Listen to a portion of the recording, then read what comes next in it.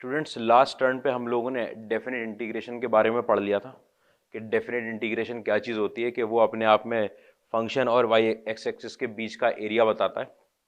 अपर minus lower बता दिया था आपको, x is equal to a से लेकर x is equal to b तक का। उसके अंदर मैंने आपको बेसिक क्वेश्चंस भी करवाए थे, सिंपल क्वेश्चन होते हैं बिना प्रॉपर्टी वाले, कि इंडेफिनिट इंटीग्रेशन के अंदर सिर्फ इंडेफिनिट इंटीग्रेशन सॉल्व करो और लिमिट पुट कर दो। उसके बाद हमने प्रॉपर्टी पढ़ ली थी। पहली वाली प्रॉपर्टी डमी वेरिएबल की होती है, आप वेरिएबल चेंज कर सकते हो। दूसरी प्रॉपर्टी इंटरचेंजिंग द लिमिट होती है, माइनस साइन से आपकी लिमिट इंटरचेंज हो जाती है। तीसरा हम प्रॉपर्टी नहीं लेकिन सब्स्टिट्यूशन पढ़ रहे थे, सब्स्टिट्यूशन पे हमने क्वेश्चन भी कर लिया था। ठीक है, आओ उसी में एक छोटा सा क्वेश्चन शुरुआत करते हैं। ये आपके पास एक क्वेश्चन आया कि अगर आपका एफ एक्स जो है वो बराबर है a sine pi by x plus two pi x by two plus b, और एफ डैश 1/2 की वैल्यू √2 आ रही है, और 0 से 1 में आपका f x d x 2a by pi आ रहा है, तो ए और बी की वैल्यू बतानी है आपको। ए और बी की वैल्यू क्या सोचना है इसके अंदर, कि ये फंक्शन दे रखा है, एक उसके डेरिवेटिव में आपको इक्वेशन दे रखी है 1/2, अगर पुट कर दोगे एक्स की जगह तो एक्स तो गायब हो जाएगा, ए और बी बचेगा। तो एक तो दे रखी है डेरिवेटिव में इक्वेशन, और एक दे रखी है इंटीग्रल में। इंटीग्रल में डेफिनेट इंटीग्रेशन में अगर आप 0 से 1 पुट कर दोगे तो एक्स तो गायब हो जाएगा, इसमें भी ए और बी बचेंगे। मतलब ए और बी में एक इक्वेशन ये दे रखी है और एक इक्वेशन ये दे रखी है। ऐसी सोचोगे कि भाई दो वेरिएबल निकालने सर, तो दो इक्वेशन चाहिए ए और बी, तो दोनों इक्वेशन मिल जाएंगे हमको, एक डेरिवेटिव से एक इंटीग्रल से। चाहो आप पहले एफ डैश निकालते हैं। ठीक है, आपका एफ डैश एक्स की वैल्यू कितनी आएगी आपके पास, ये निकल कर आएगा a cos pi x by two, a cos के अंदर पाई एक्स बाई टू, और ये साथ में निकल कर आएगा पाई बाई टू। ठीक है, और बी अपने आप में कांस्टेंट है, उसका डेरिवेटिव 0 हो जाएगा। ठीक है, ये आपका एफ डैश एक्स निकल कर आया। अच्छा, एफ डैश के अंदर किसकी वैल्यू निकालनी है, 1/2 की निकालनी है, 1/2। एफ डैश के अंदर 1/2, अगर आप एक्स की जगह पर 1/2 पुट करोगे तो कॉस के अंदर पाई बाई 4 हो जाएगा। Pi by 4 cos pi by 4, मतलब कि ए के साथ यहां पर आ गया कॉस पाई बाई 4, और उसके साथ लगा हुआ यहां पर पाई बाई 2, यह आ जाएगा 1/√2, तो पाई ए बाई 2√2 बन जाएगा ये। और इसकी वैल्यू आपको दे रखी है कि एफ डैश 1/2 कितनी है, √2 वैल्यू है, √2 वैल्यू। यहां से ए की वैल्यू अगर निकाल के जाएंगे तो 4/पाई आ जाएगी, ए की वैल्यू निकल कर आ जाएगी 4/पाई। सिंपल, इसको उधर मल्टीप्लाई करोगे, पाई को डिवाइड करोगे, ए की वैल्यू 4/पाई आ जाएगी। अच्छा, दूसरी इक्वेशन का इस्तेमाल करते हैं, इंटीग्रेशन 0 से 1 एफ एक्स, 0 से 1 एफ एक्स कितना है आपके पास, a sine pi x by two, pi x by two, और प्लस में क्या लगा हुआ है यहां पर बी। ठीक है, और ये लगा हुआ है dx, 0 से 1 में a sine pi x by two plus b, और यहां पर लगा हुआ है dx आपके पास। बहुत बढ़िया है। ठीक है, इंटीग्रेशन शुरू करें। ठीक है, इसका इंटीग्रेशन आप करोगे तो साइन का निकल कर आएगा -a कॉस के अंदर पाई एक्स बाई टू। ठीक है, फिर x का मैंने आपको इंडेफिनिट इंटीग्रेशन में बताया था कि x का जो भी कोफिशिएंट होता है उसको डिवाइड कर देते हैं नीचे। x का कोफिशिएंट आपका पाई बाई टू पड़ा हुआ है, उसको आपने नीचे डिवाइड कर दिया। ठीक है, प्लस में b के साथ निकल कर आया आपके पास bx, और ये लिमिट पुट करनी है आपको 0 से 1 की। ठीक है, 0 से 1 की पुट करनी है। अच्छा, जब मैं 1 लिमिट पुट करूंगा तो एक cos पाई बाई टू ये तो बन जाएगा 0, यहां सिर्फ बचेगा b। ठीक है, माइनस में जब मैं 0 पुट करूंगा तो 0 पुट करने में ये बन जाएगा, देखो ये cos के अंदर 0 जाएगा, ये बन जाएगा 1।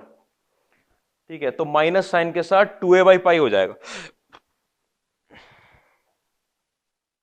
2a/पाई। ठीक है, और वहां जब यहां पर 0 पुट होगा तो ये तो 0 बन जाएगा, ये हट गया। ये जो वैल्यू आई है डेफिनेट इंटीग्रेशन की, ये आपको दे रखी है, कितनी दे रखी है भाई,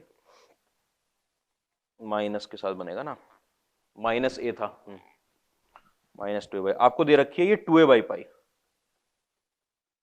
आपको पता है इधर लिखा हुआ है b प्लस 2a/पाई, और यहां पे लिखा हुआ है 2a/पाई।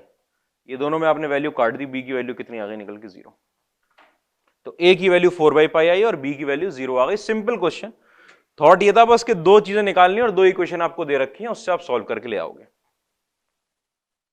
इससे ज्यादा उसमें कोई बात नहीं थी।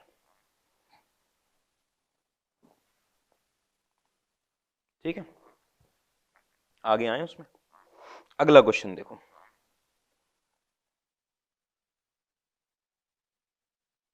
अगला क्वेश्चन, ये अगला क्वेश्चन दे रखा है आपको।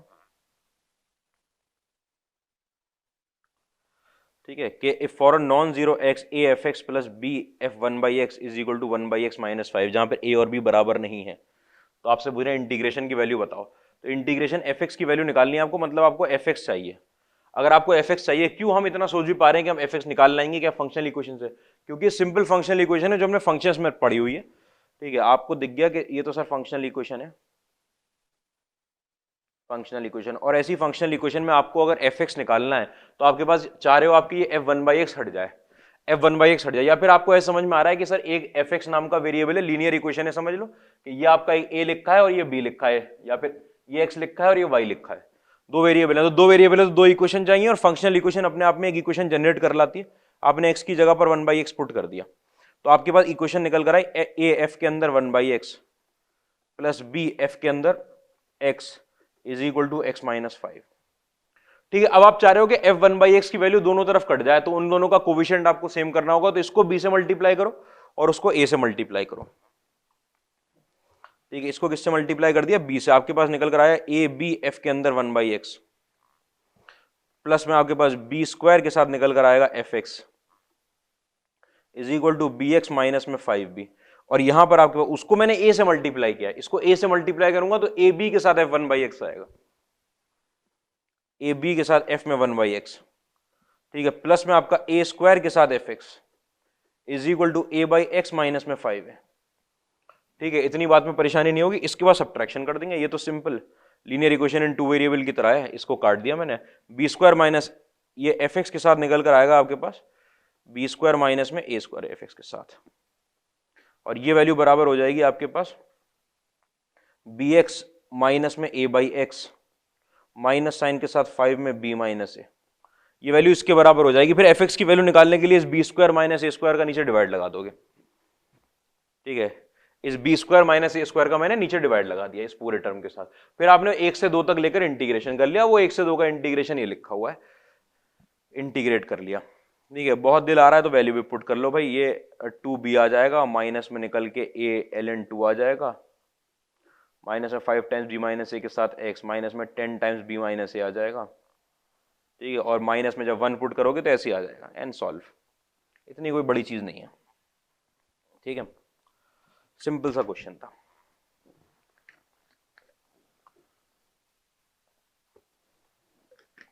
आगे सुनना बात। ठीक है, पहली और दूसरी प्रॉपर्टी पढ़ चुके हैं, दूसरी प्रॉपर्टी रेसिप्रोकल वाली थी। प्रॉपर्टी बेस्ड क्वेश्चन में मैं एक टाइप का क्वेश्चन आपके सामने लिखता हूं कि जब आपकी when upper limit and lower limit are reciprocal, और भी पहचान है इसके अंदर, मतलब ये क्वेश्चन बनेगा आपका i is equal to minus I बनकर आ जाएगा कि इंटीग्रेशन की वैल्यू को आप i लेके चलोगे वो बराबर माइनस आई क्या आएगा, उससे 2i जीरो हो जाएगा, मतलब i की वैल्यू जीरो आएगी। लेकिन उसके पीछे क्वेश्चन कैसे, देखो मैं कई क्वेश्चन लिख रहा हूं एक साथ, उससे आपको समझ में आएगा। क्वेश्चन में पहला क्वेश्चन कि आपके पास इंटीग्रेशन में जीरो से लेकर इनफाइनाइट एक दूसरे के रेसिप्रोकल है, इस बात में तकलीफ नहीं होनी चाहिए। एफ के अंदर यहाँ पे लगा हुआ एक्स की पावर में एन प्लस में एक्स की पावर में माइनस एन, और लॉग एक्स के साथ यहाँ पर लगा हुआ है वन प्लस एक्स स्क्वायर, और ये लगा है डी एक्स। ठीक है, एक क्वेश्चन। दूसरा देख लो, जीरो से इनफाइनाइट में आपके पास एफ के अंदर एक्स की पावर में एन प्लस में एक्स की पावर में माइनस एन, और यहाँ पर लॉग एक्स बाई एक्स लगा हुआ है। ठीक है, तीसरा क्वेश्चन, इंटीग्रेशन में वन बाई ई से लेकर ई में आपके पास वन बाई एक्स साइन के अंदर x minus one by x, x minus one by x, और यहाँ पे पड़ा है डी एक्स। चौथा क्वेश्चन, ठीक है, कि अगर आपका F one by x plus में एक्स स्क्वायर एफ एक्स की वैल्यू जीरो आती है तो आपसे पूछ रहे हैं कि इंटीग्रेशन में साइन थीटा से लेकर कोसेक थीटा, ठीक है, एफ एक्स डी एक्स कितना आएगा, एफ एक्स डी एक्स कितना आएगा। ये पांचवा क्वेश्चन, ठीक है, कि अगर आपका कैपिटल एफ एक्स जो है वो स्मॉल एफ एक्स प्लस में एफ में वन बाई एक्स लिखा हुआ है, ठीक है, और f x is equal to small f x है, small f x is equal to one two x log t upon one plus t d t लिखा हुआ है, देन ये पूछ रहे हैं एफ ई की वैल्यू बता दो, कैपिटल एफ ई की वैल्यू पूछ रहे हैं ना। ठीक है, बहुत बढ़िया है।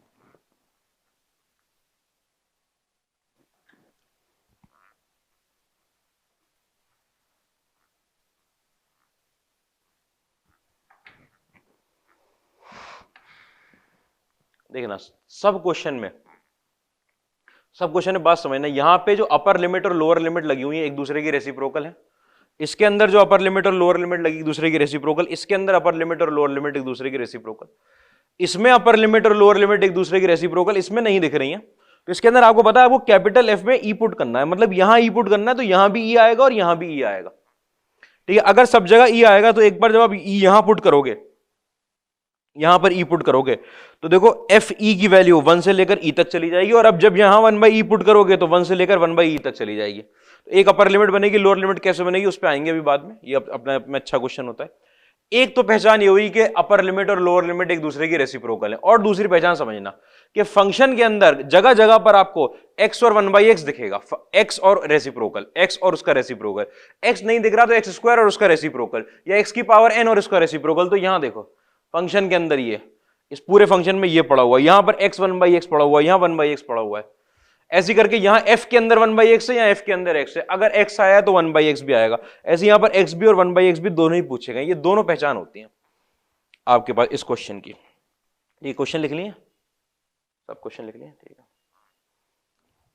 तो आप देख रहे हो कि x की पावर n एंड x की पावर -n, x की पावर -n आर प्रेजेंट, या फिर आपने देखा कि x and x 1/x are present, मतलब ये x और उसका रेसिप्रोकल भी पड़े हुए हैं आपके पास, ठीक है। और पावर तो आपको दिखी गई। तो मेथड क्या है ऐसे क्वेश्चन के लिए? ऐसे क्वेश्चन के लिए मेथड ये है कि x की वैल्यू को 1/t मानो और ये सब्स्टिट्यूशन कर दो। सब्स्टिट्यूशन हमने पढ़ लिया है, सब्स्टिट्यूशन भी पढ़ लिया है, और लिमिट को चेंज करना भी पढ़ लिया। तो x की वैल्यू को 1/t मानो, x की वैल्यू को 1/t सब्स्टिट्यूशन करना है आपको,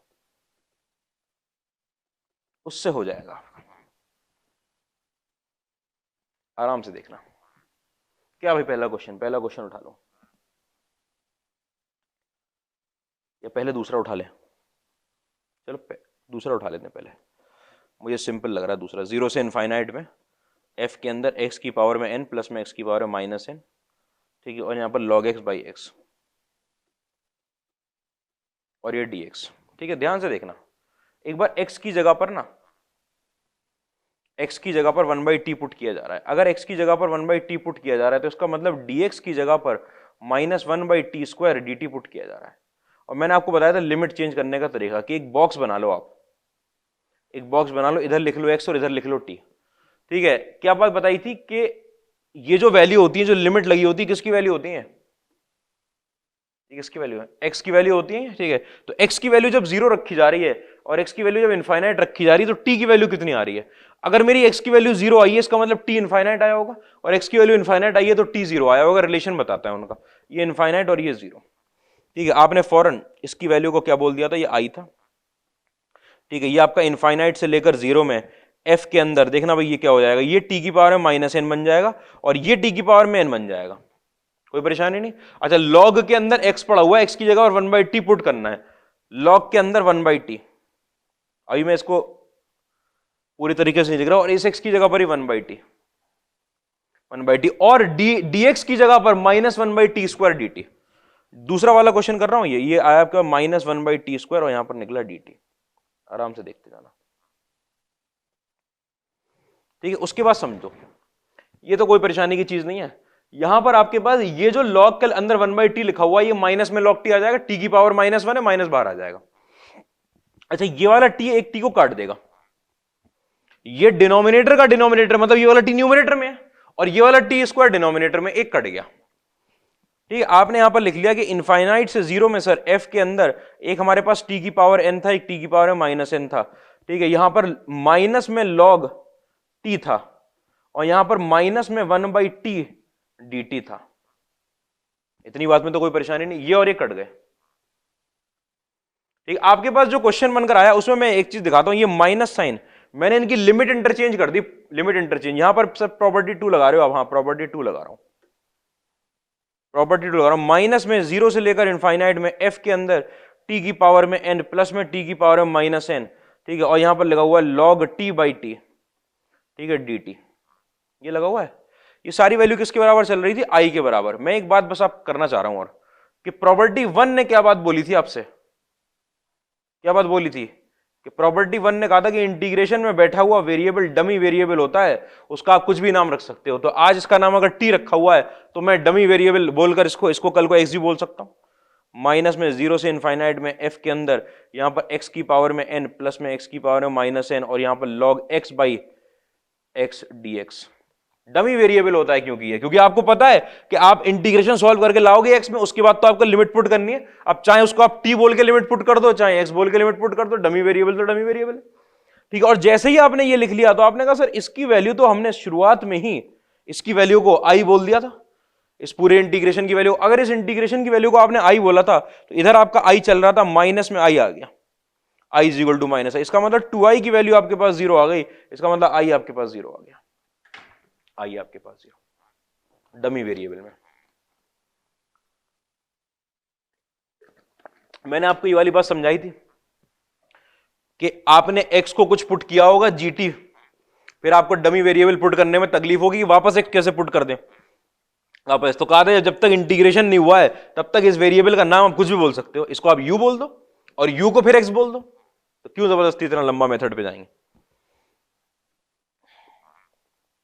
ठीक है, और इसकी वैल्यू आपके पास आई पड़ी हुई थी, ये एक क्वेश्चन हुआ। ठीक है, अब अगला वाला, अब आप फर्स्ट वाला कर सकते हो, ये तो मैंने सेकंड वाला किया, अब आप फर्स्ट वाला ट्राई करो जरा। 0 से इनफाइनाइट में वही सेम क्वेश्चन है एकदम। सेकंड वाला पहले कर लिया, अब फर्स्ट वाला ट्राई करते हैं।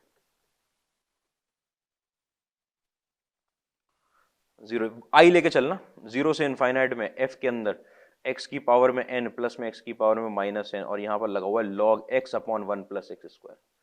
ठीक है, पहचान आपको बता दी, लिमिट, लोअर लिमिट और अपर लिमिट एक दूसरे का रेसिप्रोकल है। x की पावर में n और x की पावर में माइनस n या x और 1/x आपके पास फंक्शन के अंदर कहीं दिख रहा है आपको, आपने फौरन समझ लिया कि सर x की वैल्यू को 1/t, ये हमारा सब्स्टिट्यूशन का मेथड है। क्योंकि हमें i is equal to minus I हमारा पर्पस है, पर्पस भी लिखवा दिया था। क्यों है सब्स्टिट्यूशन? क्योंकि हम चाहते हैं कि सेम फंक्शन आ जाए बनके। x is equal to 1/t लेने पर आपको पता चल जाएगा dx की value minus 1/t square dt बनकर आ जाएगी, माइनस 1/t स्क्वायर dt।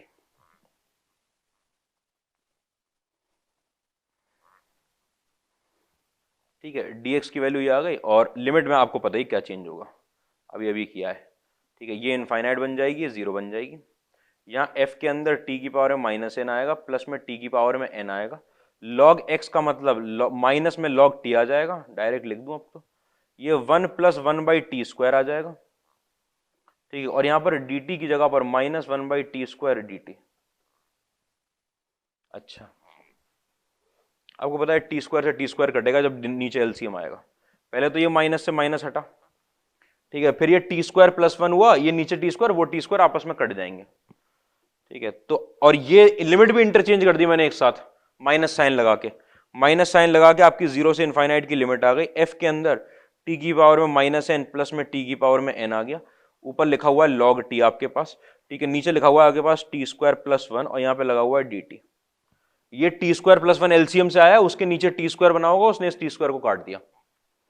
ठीक है, ये आपके पास आई निकल कर आया है। डमी वेरिएबल आपसे अभी अभी कहलवाएगा कि ये भी तो सेम चीज लिखी हुई जो आई लिखा था, उसके अंदर वेरिएबल की का नाम आपने एक्स रख लिया था, यहां आपने टी रख लिया है, फर्क तो कुछ पड़ता नहीं है, मतलब I is equal to minus आई हो गया, फॉरन 2i की वैल्यू को 0 बता दोगे, इसका मतलब आई इज इक्वल टू 0। जो इंटीग्रेशन है ये जो आई है इसकी वैल्यू 0 आ रही है। ऐसे डायरेक्टली सॉल्व करने का तरीका नहीं होता। पहली प्रॉपर्टी, दूसरी प्रॉपर्टी और सब्स्टिट्यूशन, तीन चीजें जो पढ़ी हैं हमने अब तक, उन पे बेस्ड क्वेश्चन होता है। ठीक है, अगला पार्ट तीसरा, 5 क्वेश्चन है टोटल।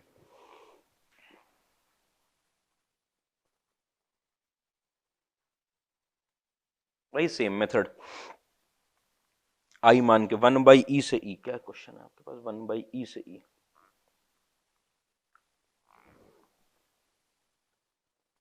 तीसरे पार्ट में 1/e रेसिप्रोकल, अपर लिमिट और लोअर लिमिट एक दूसरे का रेसिप्रोकल। ये 1/x साइन के अंदर x माइनस 1/x और यहां पर क्या है आपके पास dx। ठीक है,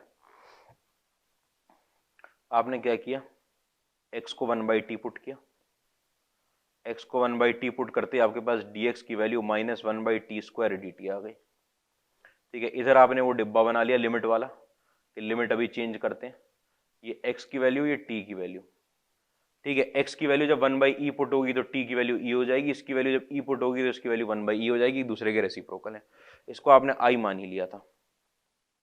ठीक है, तो i की वैल्यू आपके पास e से लेकर 1/e में चली गई। ठीक है, यहाँ आया t, यहाँ साइन के अंदर आपके पास आया 1/t माइनस टी, और यहाँ निकल कर आया -1/t² dt।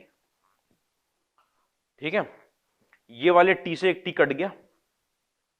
इस साइन के अंदर आप जानते हो अच्छे से कि अगर मैंने माइनस को कॉमन निकाला तो t -1/t निकलेगा, और साइन अपने माइनस को बाहर रख देता है। ठीक है, तो ये आपके पास, अच्छा यहां एक माइनस लगा लिया मैंने इस लिमिट को इंटरचेंज करने के लिए।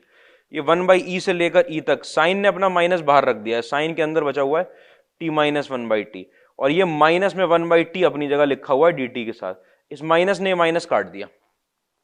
ठीक है, अब ये सेम क्वेश्चन बन गया जो आपका ऊपर वाला क्वेश्चन था, यही तो आई था, वो x के साथ था, t के साथ है। अभी आप डमी वेरिएबल चेंज करोगे, आपका बहुत दिल चाह रहा है आप चेंज कर लो डमी वेरिएबल। कैसे नहीं, एक स्टेप और बढ़ाएंगे, माइनस में 1/e से लेकर e में आपके पास साइन के अंदर यहां पड़ा हुआ x - 1/x, और यहां पर पड़ा हुआ 1/x, और यहां पर dx।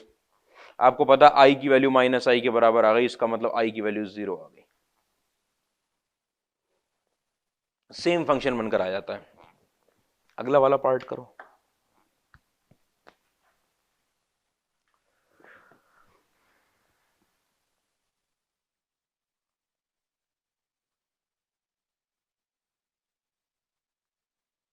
ठीक है, तो मेनली आपको प्रोसेस में देखना ये है कि हम ऐसा सब्स्टिट्यूशन कर रहे हैं, जैसे इसके अंदर से हमको लर्निंग, 3 क्वेश्चन के बाद लर्निंग क्या मिलती है, या सोचो ना कि क्या चीज सीख कर आए हम ये सीख कर आए कि सब्स्टिट्यूशन के बाद हमारा जो इंटीग्रेंड है, मैंने बताया जिसका इंटीग्रेशन होता है वो इंटीग्रेंड है, वो सेम हो जाता है, जैसा ऊपर था वैसे नीचे था, और लिमिट इंटरचेंज हो चुकी होती है, उसकी वजह से क्या आ जाता है, एक माइनस आ जाता है। ठीक है, तो लर्निंग क्या है कि आफ्टर सब्स्टिट्यूशन ये चीज हो रही है, आफ्टर सब्स्टिट्यूशन। ठीक है, integrand remains same,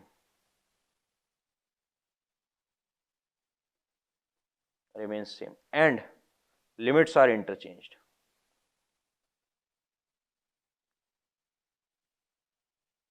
limit interchange आती है, ये आपकी लर्निंग है कि अच्छा ऐसा हो रहा है इसलिए i = -i आ रहा है। पैटर्न से ये लर्निंग मिलती है ना कि ऐसा हो रहा है हमारे साथ सब्स्टिट्यूशन करने के बाद। नहीं तो रटने वाली बात वही कैसे कर रहे हैं, वही पैटर्न भी खैर रट नहीं होता, और क्या होता है वो पैटर्न देख के समझे। ठीक है, आ जाते हैं चौथे क्वेश्चन पे।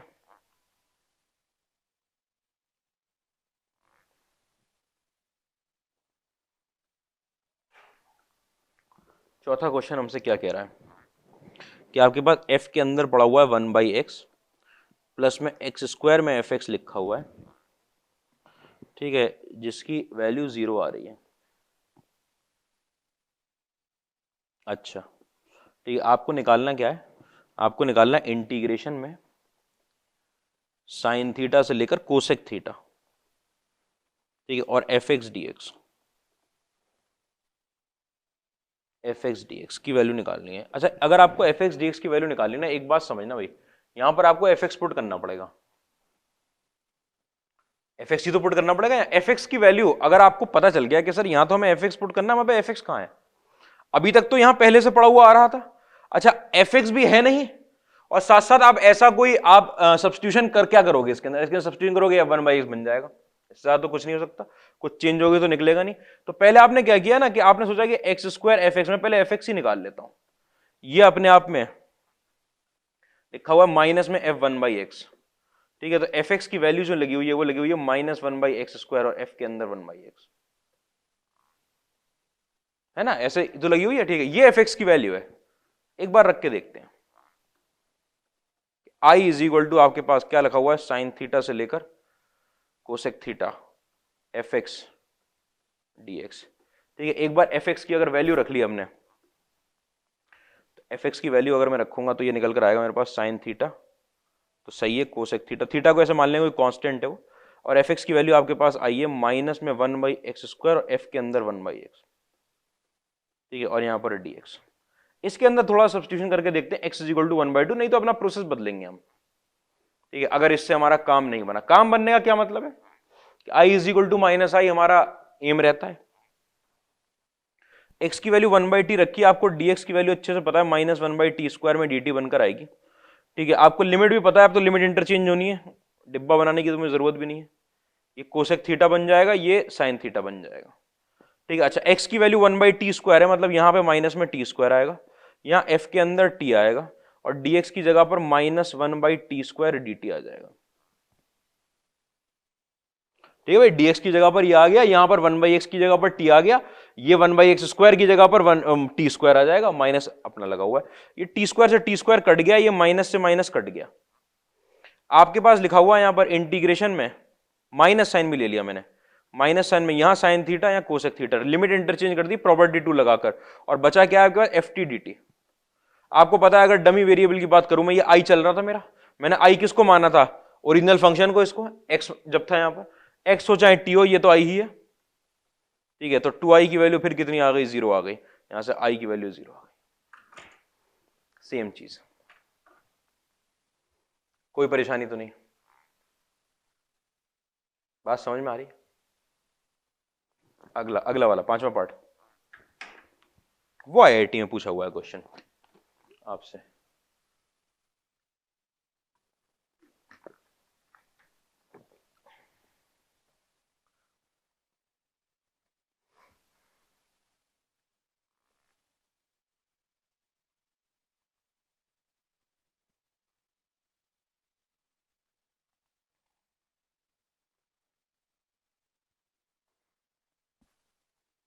प्रॉपर्टी 3 का भी इसके अंदर मेरे ख्याल से यूज हो जाता है, गड़बड़ कर दी क्वेश्चन अभी देकर,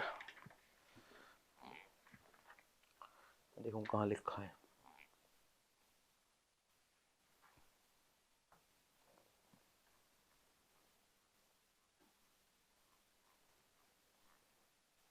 क्या है क्वेश्चन आपके पास, फंक्शन की ई पर नहीं,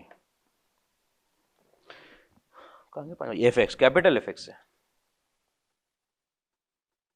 कैपिटल एफ एक्स जो आया आपके पास वो आया निकल के एफ एक्स प्लस में एफ के अंदर 1/x। ठीक है, जहां पर एफ एक्स की वैल्यू इन्होंने दे रखी है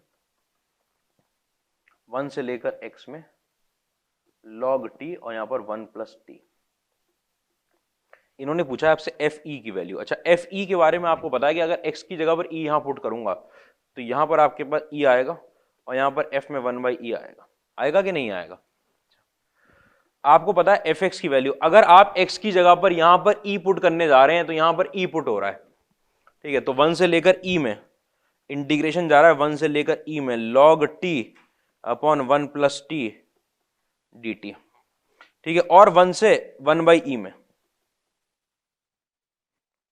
1 से 1/e में। ठीक है, यहां पर कितना जा रहा है, log t और 1 + t।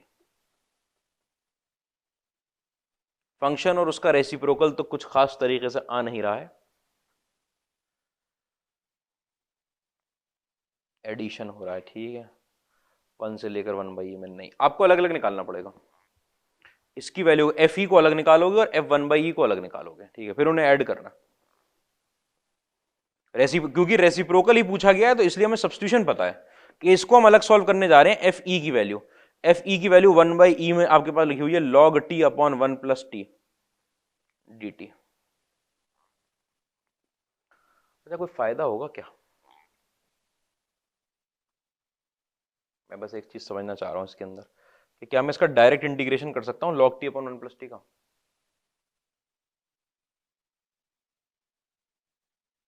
log t upon 1 + t का सिर्फ अगर नीचे t होता तो एक बार वो कर भी लेते, नहीं बहुत मुश्किल हो जाएगा। ठीक है, आप वही काम करो, t की जगह पर 1/v पुट कर दो या 1/y पुट कर दो, पुट करके देखो सॉल्व हो जाएगा। 1/v, अगर मैंने 1/v पुट कर दिया तो dt की वैल्यू निकल कर आएगी -1/v² dv।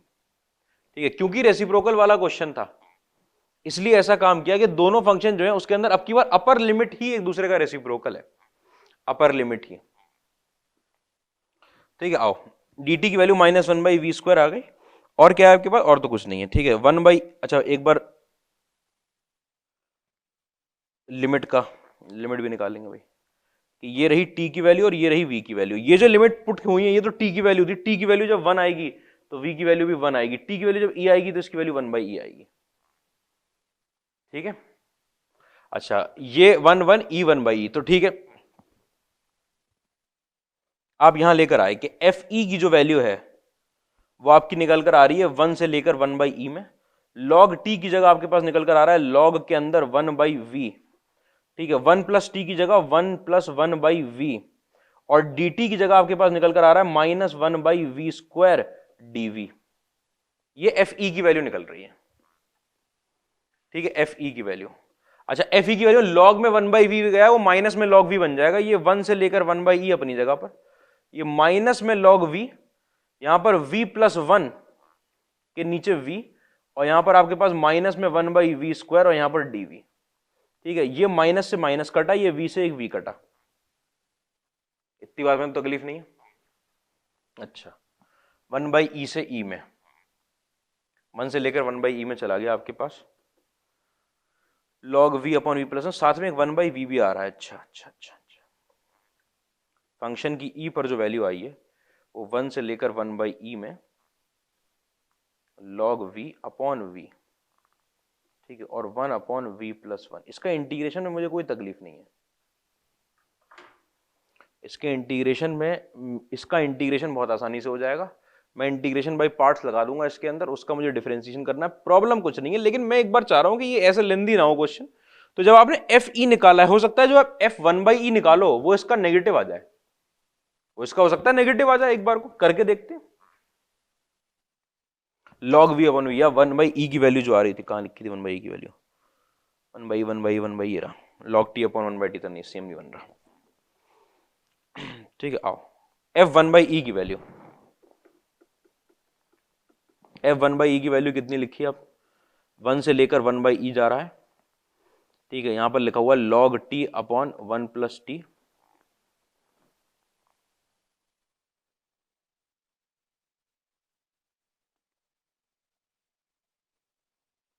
dt निकालो, वही पुट करके, उल्टा करके उसको,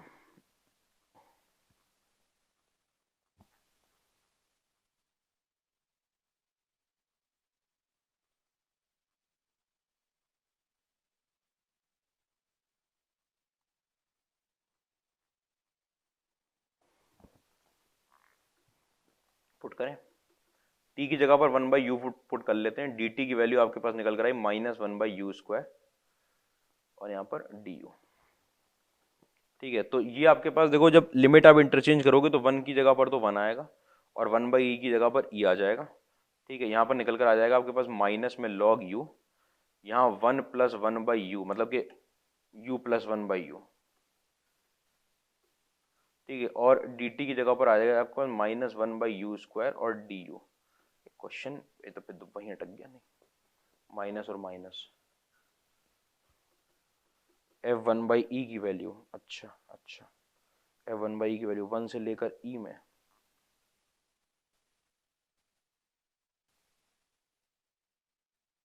और FE की वैल्यू 1 से लेकर 1/E में चली जाएगी।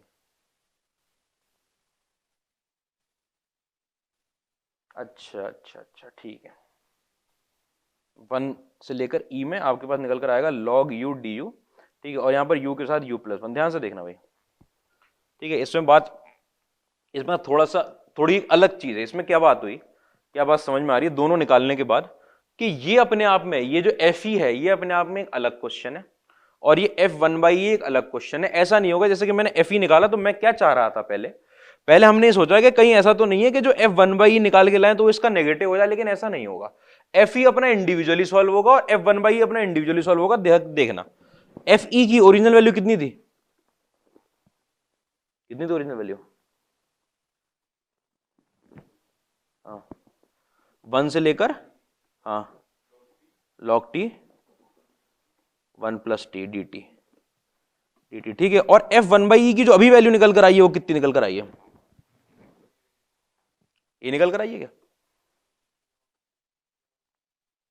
एक सेकंड, 1 से E, 1 से E आया ना, हाँ log T अपॉन T के साथ 1 प्लस T आया ना, अरे V आया है ना, U आया है, U को T रख सकता हूं मैं, ठीक है, डमी वेरिएबल, ठीक है, log T और T के साथ 1 प्लस T, अरे 1/, ओरिजिनल नहीं, अभी जो आई है निकल के, अभी जो अभी आई है, कितनी आई है, यही आया है ना, ये आया है, ठीक है। तो इनको ना आप चाहो तो एफ ई और एफ वन बाई ई को आप ऐसे सॉल्व कर लो कि एक को सॉल्व करो, वो वन बाई ई में कन्वर्ट हो गया, ठीक है। अब इन दोनों का एडिशन लिख दिया मैंने, ठीक है। मैं सोच रहा था कि वो निकालेंगे अलग अलग निकले शायद, लेकिन एफ ई प्लस में एफ में वन बाई ई, ठीक है। यहां से देखो, यहां वन बाई ई, अब जब लिमिट इस पे और उस पे सेम है तो वन बाई ई लिखकर आपने लिखा यहां पर log t upon one plus T, और यहां पर आपने प्लस में लिखा लॉग टी अपॉन टी के साथ वन प्लस टी, लिख सकते हैं ऐसे करके, ठीक है। जैसे ही आपने ये लिखा log t upon one plus t को कॉमन निकाल लिया, वन से लेकर ई में log t upon one plus t को आपने कॉमन निकाल लिया, क्या बचा आपके पास, one plus one by t बचकर आएगा, one plus one by t. अच्छा, ये जो one plus one by t बनकर आएगा, इसका अगर मैं एलसीएम ले लूंगा ऊपर तो ये टी प्लस वन बनाएगा, और ये टी प्लस वन और ये टी प्लस वन कट जाएगा, तो लॉग टी अपॉन टी बचेगा, उसका तो इंटीग्रेशन कर दो क्या आसान से, ये F E plus F one by, ठीक है। थोड़ा सा वो करना पड़ता है कि कैसे क्वेश्चन की तरफ जाएंगे,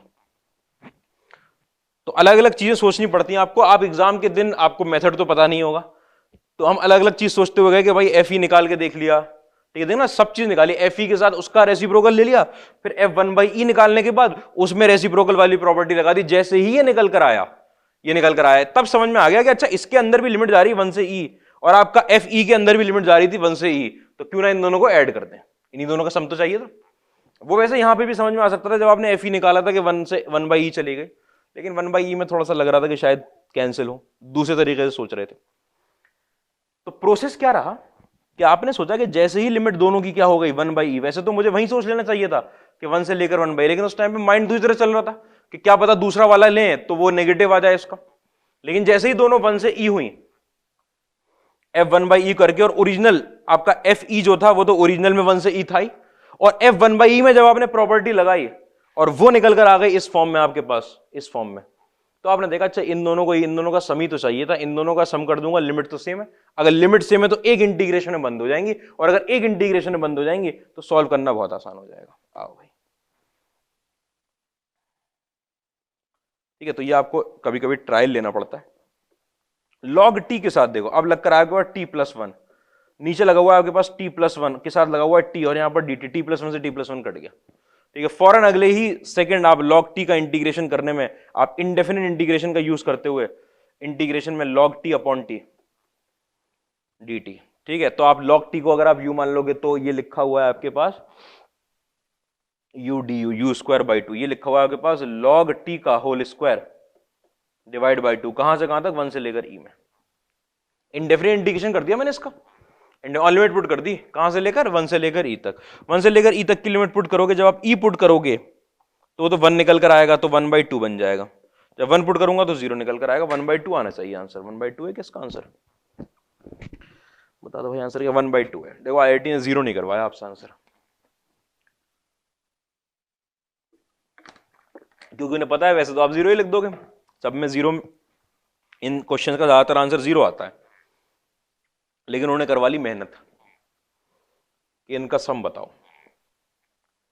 ठीक है। अगर परफेक्टली इस क्वेश्चन को करना होता तो जैसे ही आपने एफ ई को सॉल्व किया था ना, यहां पे आए थे, वैसे ही इसको किसके साथ ऐड कर देते, एफ वन बाई के, ये आते ही इसको इसके साथ ऐड कर देते, लेकिन उस टाइम पे दूसरे तरीके से सोच रहे थे, इसकी नीड नहीं होती फिर इतनी लंबी की, ठीक है। इतनी बात में कोई तकलीफ नहीं। अच्छा, अगला क्वेश्चन देखो,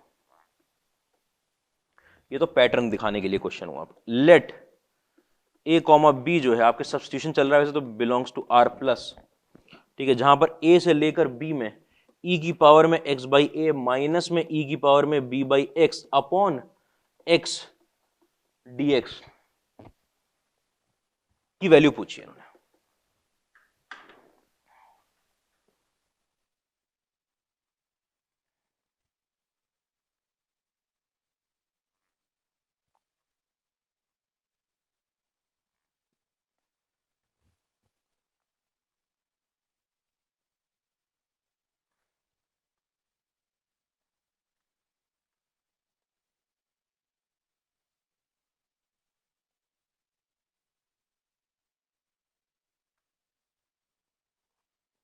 ध्यान देना ये क्वेश्चन पेचीदा होता है थोड़ा, ठीक है। ये ये क्यों पेचीदा क्वेश्चन है?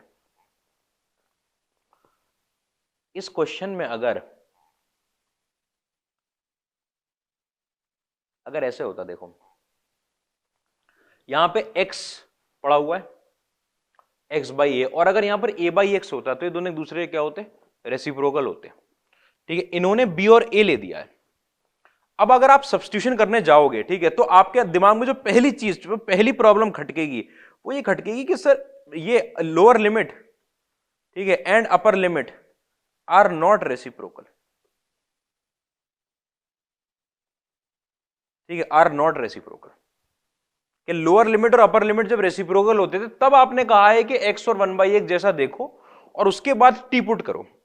ठीक है, फिर वो तो हो जाता है एकदम ही स्पेशल केस जो आपके सामने एकदम, जिसको आप पहचान सकते हो। फिर मैंने एक लर्निंग लिखवाई है आपको, कहां गई लर्निंग हमारी? हाँ, कि सब्स्टिट्यूशन ऐसा किया आपने कि इंटीग्रेंड सेम रहा, ठीक है, और लिमिट क्या हो गई? इंटरचेंज हो गई। इंटीग्रेंड सेम रहा और लिमिट इंटरचेंज हो गई, ऐसा सब्स्टिट्यूशन। तो आप सोचो कि क्या आप ऐसा सब्स्टिट्यूशन कर सकते हो? ठीक है, वो जो लर्निंग वाला सब्स्टिट्यूशन था, ठीक है, वो जो लर्निंग वाला सब्स्टिट्यूशन था, उस पे ध्यान दो, उस पे ध्यान दो कि वो क्या सब्स्टिट्यूशन था, कि क्या मैं ऐसा सब्स्टिट्यूशन कर सकता हूं कि जब आपने ऐसे सोचा कि क्या हम ऐसा सब्स्टिट्यूशन कर सकते हैं सर कि ये x है और ये t है, ठीक है, कि जब यहां a करें तो यहां b आ जाए और जब यहां b करें तो यहां a आ जाए। क्या हम ऐसा सब्स्टिट्यूशन कर सकते हैं? और ऐसा सब्स्टिट्यूशन करने के बाद के लिमिट तो इंटरचेंज होंगी, ठीक है, और इंटीग्रेंड भी सेम रहना चाहिए। अच्छा, इंटीग्रेंड सेम तो आप लिमिट से तो देख सकते हो आसानी से, इंटीग्रेंड ऐसा नहीं है कि आप सब्स्टिट्यूट सोचा और आपको दिख गया क्या बनेगा, वो सॉल्व करके देखना पड़ेगा थोड़ा सा, लेकिन ऐसा सोचा गया सिर्फ इस बुनियाद पे। क्या बुनियाद थी हमारी? कि भाई एक एक्स दे रखा है, एक 1/x दे रखा है, क्या पता वैसा वाला क्वेश्चन हो। ठीक है, इस पे सोचा गया। अब आपके सामने मैं सब्स्टिट्यूशन लिखता हूं, x इज इक्वल टू, ऐसा सब्स्टिट्यूशन होगा कब? ऐसा सब्स्टिट्यूशन कब होगा बताओ? कि x की वैल्यू a और t की वैल्यू b आ जाए। अगर x की वैल्यू a रखूं तो t की वैल्यू b आ जाए, क्या रिलेशन लो?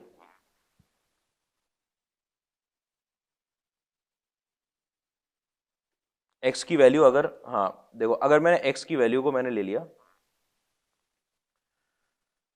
1/t, ले चलो यहां शुरू करते हैं, मान लो 1/t लिया होता, ठीक है, अगर मैं x की वैल्यू को a रखूंगा तो t की वैल्यू 1/a आएगी क्या? b आएगी क्या? b तो नहीं आएगी।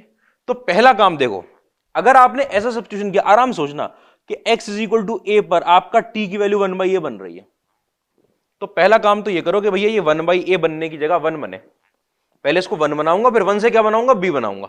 ये 1 बनने के लिए मतलब a मल्टीप्लाई होना चाहिए, आपने a मल्टीप्लाई कर दिया भाई।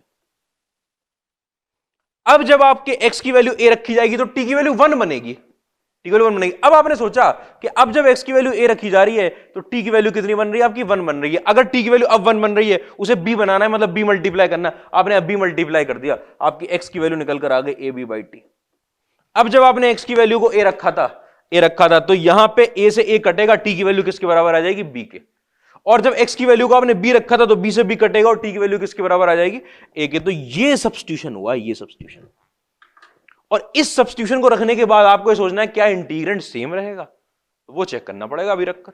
पहले तो क्वेश्चन करना शुरू कर दो इस पे बेस्ड, इस थ्योरी पे बेस्ड। बिल्कुल ये मतलब लीप ऑफ फेथ है कि हाँ चलो ऐसे होगा, हमने देखा थोड़ी ऐसा क्वेश्चन। क्वेश्चन तो हर एक क्वेश्चन अलग तरीके का होता है कि हाँ एक बार ऐसे करके देखते हैं।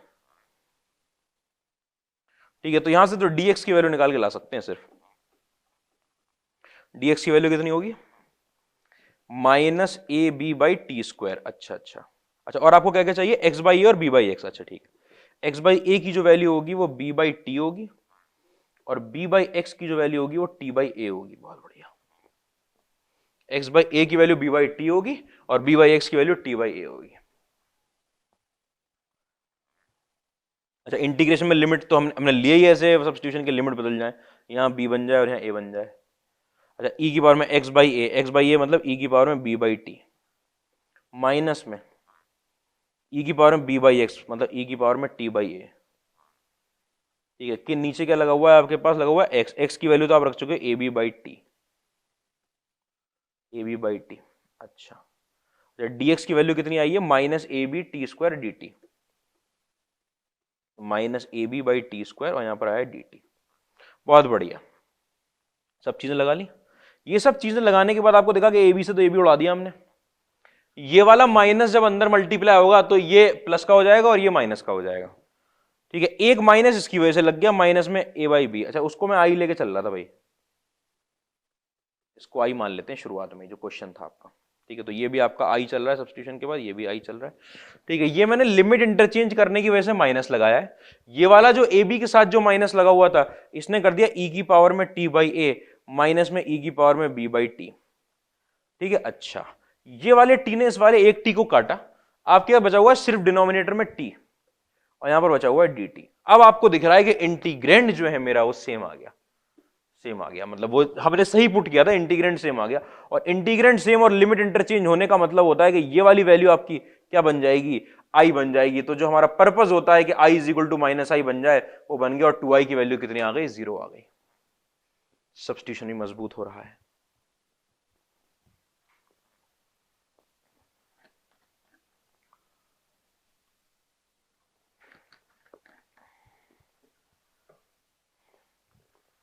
कोई परेशानी नहीं बात में।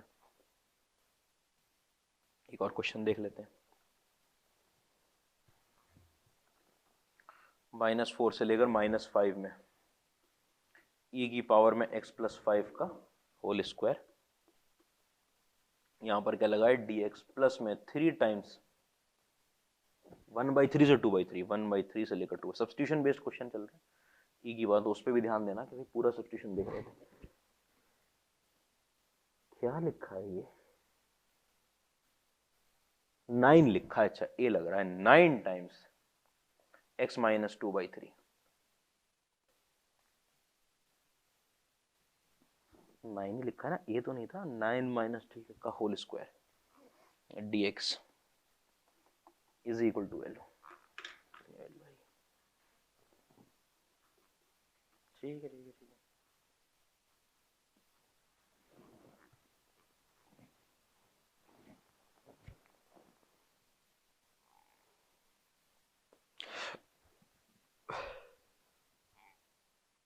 कोई रेसिप्रोकल तो नहीं है, अलग टाइप का सब्स्टिट्यूशन। 3 टाइम्स 1/3 से लेकर 2/3 e की पावर में 9 टाइम्स x माइनस 2/3 का होल स्क्वायर dx। बिल्कुल ठीक है। आप ऐसे सोचो, इसको अलग अलग तरीके से सोचे जाते हैं क्वेश्चन, प्रैक्टिस ही करवा रहे हैं हम तो। अच्छा, इंटीग्रेशन में बहुत ज्यादा, जैसे इंडेफिनिट इंटीग्रेशन में होता है ना, वैसे डेफिनिट इंटीग्रेशन में थोड़ा प्रोसेस बेस्ड तो होता है। ये प्रोसेस बेस्ड कि इसको आप सोचो ऐसे करके कि ये अपने आप में कोई e की पावर में टी स्क्वायर बनेगा, मतलब ये टर्म t बनेगा। ठीक है, ये भी अपने आप में कोई एक टर्म है, ये e की पावर में कोई z स्क्वायर बनेगा। ठीक है, मतलब ये वाला टर्म क्या बनने वाला है, z बनने वाला है। इसको z बनाने से पहले मैं यहां 3 का एलसीएम लूंगा, इसको 3x माइनस 2 मानूंगा। ये 3x माइनस 2 मानने के बाद ये 3 का स्क्वायर नीचे आएगा, 9 से कटेगा, कटेगा 9 से। ठीक है, ऐसे आप सोचो कि we need to make these, ये बनाने हैं हमको, ये बनाने हैं। क्यों बनाने हैं अभी पता चलेगा, जब बनाओगे तब पता चलेगा। बना के पता चलता कैसे, क्या बना के पता चलेगा, देखना कि आपने क्या किया ना। ये बनने का मतलब है कि आपके पास एक सिंगल वेरिएबल का स्क्वायर आ जाए। यहां पे तो लीनियर पड़ा हुआ है कोई, यहां पे भी सिंगल वेरिएबल का स्क्वायर आ जाए और लीनियर पड़ा हुआ है आपके पास। आपने क्या किया, इसको अलग ले आया आप, e की पावर में -4 -5, ये e की पावर में x प्लस 5 का होल स्क्वायर dx। ठीक है, इसको मैंने I1 मान लिया। आपने अगर x प्लस 5 को आप टी पुट कर दो। ठीक है, मैंने कहा बहुत बढ़िया, dx की वैल्यू dt के बराबर आ गई। लिमिट भी चेंज कर ली फौरन। लिमिट चेंज करने का मतलब है ये x लिखा है, ये t लिखा है। x की वैल्यू जब -4 आएगी तो t की वैल्यू 1 आएगी। ठीक है, x की वैल्यू जब -5 आएगी तो t की वैल्यू 0 आएगी। तो 1 से लेकर 0 तक e की power t square dt, I1 की वैल्यू आपके पास 1 से लेकर 0 तक e की पावर में t स्क्वायर dt। ध्यान से देखते जाओ, ये तो निकल कर आया I1, कोई परेशानी नहीं। अब मैं I2 निकाल रहा हूं उधर। I2 is equal to 3 times 1/3 से 2/3। ठीक है, ये 3x माइनस 2 का होल स्क्वायर, e की पावर में 3x माइनस 2 का होल स्क्वायर। समझ में आ गया ना कि 3 एलसीएम लेके 9 को काट दिया उसने बाहर। इसको अगर आप सिंगल वेरिएबल का स्क्वायर बनाना है, सिंगल वेरिएबल का स्क्वायर, उससे होता क्या है कि सेम टाइप के फंक्शन आ जाएंगे दोनों। सिंगल वेरिएबल का स्क्वायर बनाऊंगा मतलब 3x माइनस 2 को मैंने आज के दिन z पुट कर दिया, ठीक है, तो 3dx की वैल्यू dz के बराबर हो गई। 3dx की वैल्यू, ये dx था यहां पर, ये 3 है, ये dx की वैल्यू किसके बराबर आ जाएगी, dz के बराबर आ जाएगी। अच्छा, साथ साथ लिमिट भी पुट करते चल रहे कि ये था सर इधर x और इधर था z, ठीक है, ये x की वैल्यू जब मैंने 1/3 पुट करी, जब भैया भाई x की वैल्यू 1/3 पुट करूंगा 1/3 तो कितना आ जाएगा, ये -1 है ना। जब 2/3 पुट करूंगा तो 0 आ जाएगा। कोई परेशानी तो नहीं इसके अंदर, 2/3 पुट करने पे 0 आ गया, बहुत बढ़िया है।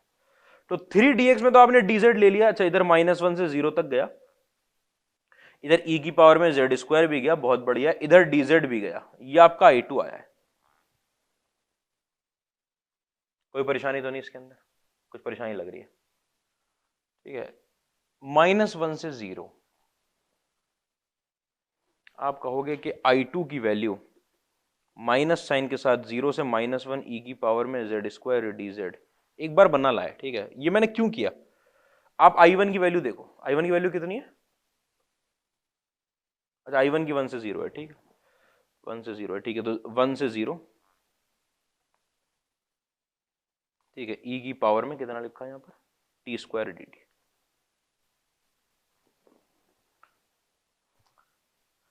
अगर यहां पर ये -1 की जगह 1 हो जाता, ठीक, इस तरीके से, तो ये सेम फंक्शन बन जाते, और एक प्लस साइन का आता और एक माइनस साइन का आता। अगर ये 1 बन जाए, इसके बाहर माइनस लगा हुआ है, एक प्लस साइन का आएगा, एक माइनस साइन का आएगा। अच्छा, तो इसको 1 बनाने के लिए कैसे बनाए, रेसिप्रोकल करने से नहीं आएगा, रेसिप्रोकल करने से -1 ही तो आएगा। ये -1 की जगह लिमिट 1 बन जाए, ये -1 किसकी वैल्यू है, अरे एक्स कहां वेरिएबल, अरे टी भी नहीं है, अब तो z की वैल्यू है, अरे अब तो ये z की वैल्यू है ना, ठीक है, z की वैल्यू। आपने क्या किया, आपने एक सब्स्टिट्यूशन किया कि क्यों ना z को -v पुट कर दिया जाए एक बार, z की जगह -v, तो dz की जो वैल्यू आएगी वो कितनी आएगी, माइनस में dv आ जाएगी, देखना। तो i2 की जो वैल्यू लिख रहे थे माइनस साइन के साथ 0 से -1 e की पावर में, देखना -v का होल स्क्वायर बन जाएगा, असर नहीं पड़ेगा होल स्क्वायर बनने पर, और dz की जो वैल्यू थी वो -dv आ जाएगी। अच्छा, लिमिट क्यों पुट कर दी मैंने, ठीक है। और जब आप लिमिट पुट करने जाओगे तो आप मुझे बताओ, जब आप z की वैल्यू 0 पुट करोगे तो v की वैल्यू भी 0 आ जाएगी, ठीक है। जब आप z की वैल्यू -1 पुट करोगे तो v की वैल्यू कितनी आ जाएगी, 1 आ जाएगी। आ जाएगी कि नहीं आ जाएगी, यहां पर माइनस से माइनस कट गया, आपकी जो i2 की वैल्यू आई थी वो 0 से 1 में e की पावर में v स्क्वायर dv, ठीक है। अच्छा, मैं डमी वेरिएबल का यूज करते हो भाई, एक सेकंड के लिए मैं कह रहा हूं कि i1 की वैल्यू माइनस साइन के साथ 0 से 1 में e की पावर में x square dx, dummy variable होता है। और माइनस साइन क्यों लग गया, क्योंकि ये 1 से 0 था, मैंने 0 से 1 कर दिया। प्लस में i2 की वैल्यू, i की वैल्यू लिख रहा हूं, i2 की वैल्यू आपके पास 0 से 1 में, इसको भी डमी वेरिएबल e की पावर में x स्क्वायर dx, आपको पता है दोनों कट जाएंगे, कितना आंसर आएगा 0। मेहनत बहुत थी, लेकिन वो शुरुआत में दिखता है, कैंसिल होंगे, सेम तरीके का फंक्शन बनाया गया और कैंसिलेशन हो गया।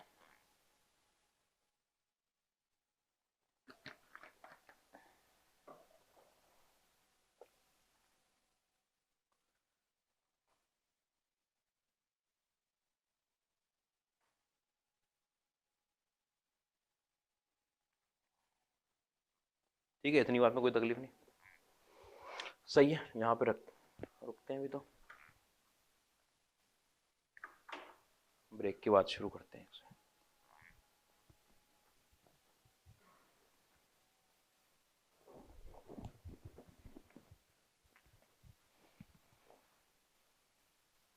देखो भैया आगे इसके अंदर, ठीक है, एक और क्वेश्चन देखो इसी कॉन्सेप्ट पे।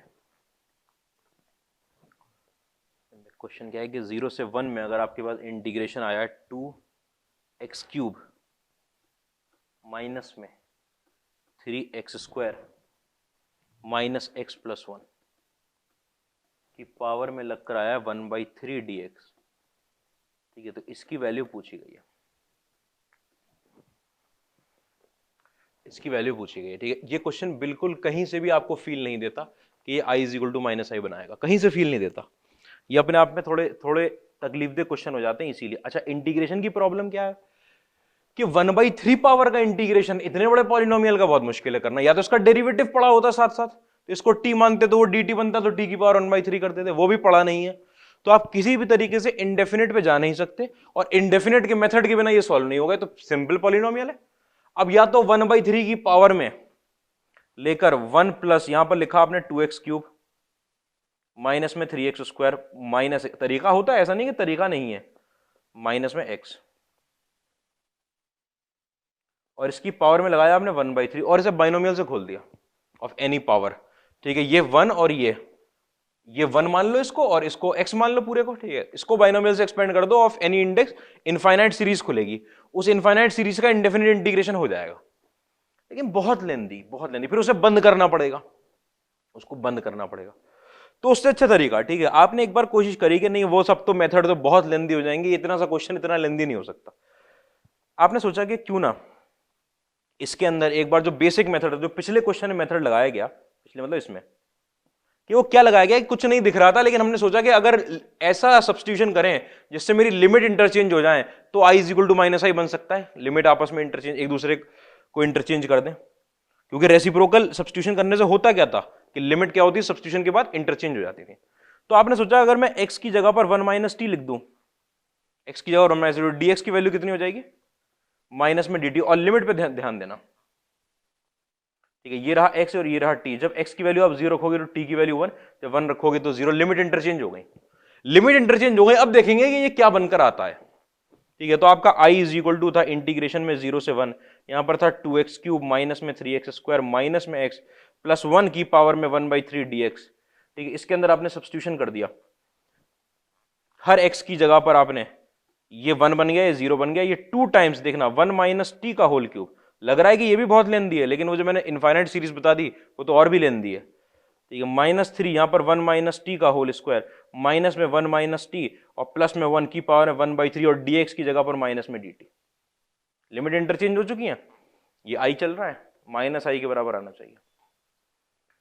ओपन कर दिया 1 से लेकर 0 तक, बल्कि ठीक है सही है, 2 टाइम्स ये 1 माइनस टी के होल क्यूब को खोला, 1 माइनस में 3t प्लस में 3t स्क्वायर माइनस में t क्यूब, माइनस साइन के साथ 3 माइनस 3t स्क्वायर प्लस में 6t minus 1 plus t plus 1, इस पूरे की पावर में आपके पास ये 2 लगा हुआ था उधर, ठीक है, इस पूरे की पावर में आपके लगा हुआ 1/3 और ये माइनस का dt पड़ा हुआ है। ठीक है, बहुत लेंदी सा टर्म लग रहा है अभी, लेकिन धीरे धीरे कटेगा। देखो ये और ये तो कैंसिल हो गए। ठीक है, उसके बाद और कुछ कैंसिल हो रहा है क्या, हाँ, ये माइनस का 3t, जब ये माइनस के 3t से 2 मल्टीप्लाई होगा तो ये माइनस का 6t और ये प्लस का 6t, ये दोनों भी कैंसिल हो गए। ठीक है, अब क्या बचा आपके पास, माइनस में 2t क्यूब बचा, माइनस में 2t क्यूब। ठीक है, प्लस में 6t स्क्वायर माइनस में, देखो ये 2 और 3 प्लस का 6t स्क्वायर निकलेगा, माइनस का 3t स्क्वायर मतलब प्लस का 3t स्क्वायर। ठीक है, उसके बाद t का टर्म तो हट चुका है, यहां से प्लस का 2 निकलेगा यहां अंदर से।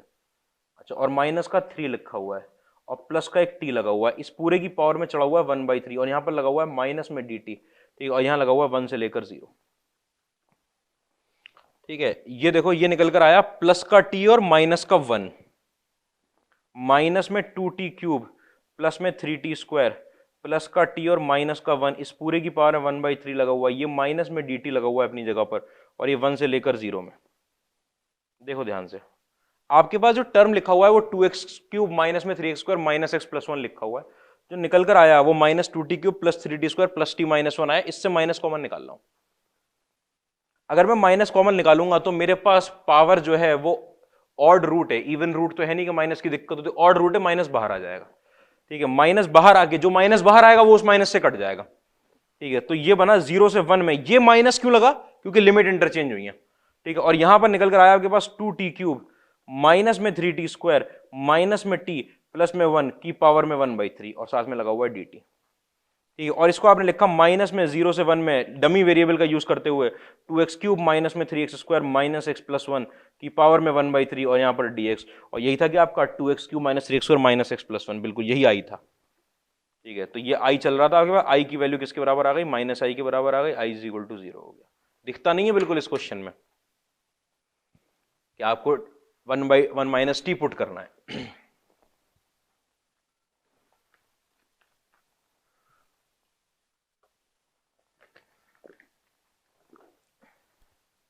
इतनी बात में परेशानी नहीं होनी चाहिए। अच्छा, उसके बाद देखना भाई, ठीक है, ये एक चीज हो गई बेसिक में और क्वेश्चन। तीसरी प्रॉपर्टी स्टार्ट करने से पहले मैं आज का बेसिक का आपका काम खत्म कर दूं। ये बेसिक का काम देखना, इवेलुएट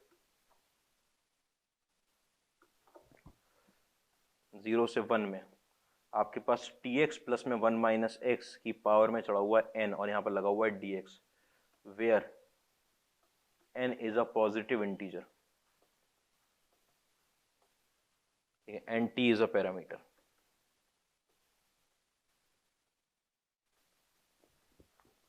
इंडिपेंडेंट ऑफ x।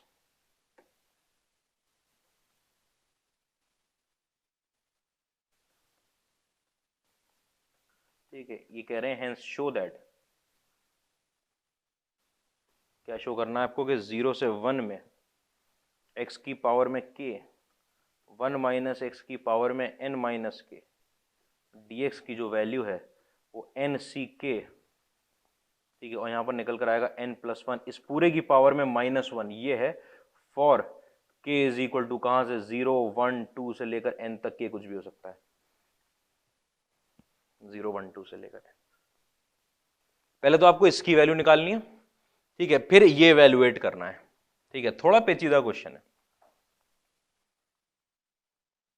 इतना इजी क्वेश्चन नहीं है। ये बाइनोमियल कोफिशिएंट लग गया है आकर, बाइनोमियल कोफिशिएंट, kth टर्म का लगा हुआ बाइनोमियल कोफिशिएंट, देखना भाई, बाकी k प्लस 1 टर्म का लगा, कि आपको पहले तो ये इंटीग्रेशन इवेलुएट करना है।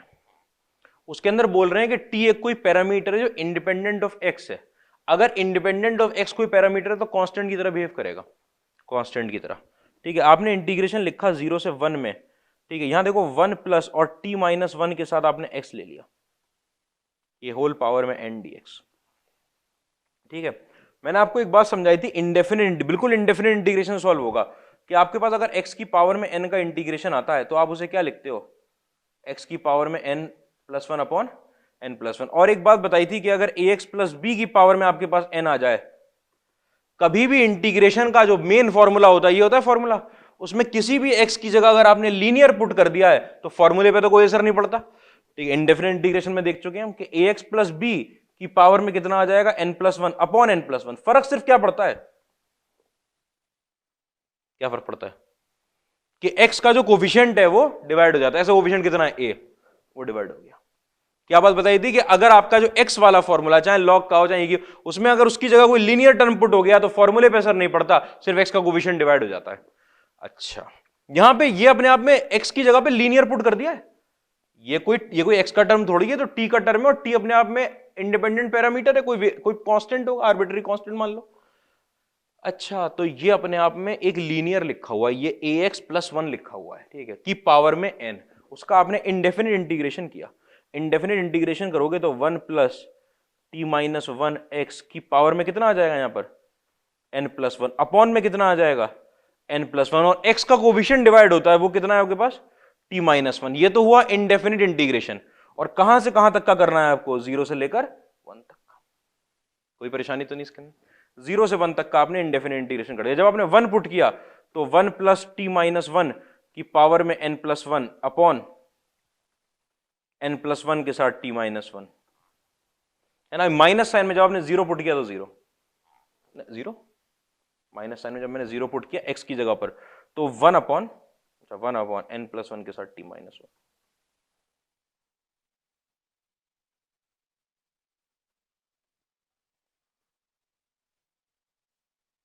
ठीक है, आराम से देख लो, जब 0 पुट करूंगा तो x 0 हो जाएगा, x की जगह पुट होना है, t तो कांस्टेंट है, पैरामीटर ये 1 से 1 कट गया। ठीक है, यहां पर आपके पास आया t की पावर में n plus 1 minus 1 upon n plus 1 के साथ लगा हुआ t माइनस 1। आराम से देखो, टी की पावर में n+1 -1, n+1 के साथ लगा हुआ t-1, एलसीएम ले लिया दोनों तरफ। ये आपका इंटीग्रेशन सॉल्व हो चुका है। तो ये कौन सा इंटीग्रेशन, 0 से लेकर 1 में tx + 1 - x की पावर में n dx, इसकी वैल्यू आप निकाल चुके हो। ठीक है, अब आपको किसकी वैल्यू निकालनी है देखना, आपको निकालनी है x की पावर में k, 1 - x की पावर में n - k। क्या x की पावर में k, 1 - x k आपको निकालना है। वी नीड टू फाइंड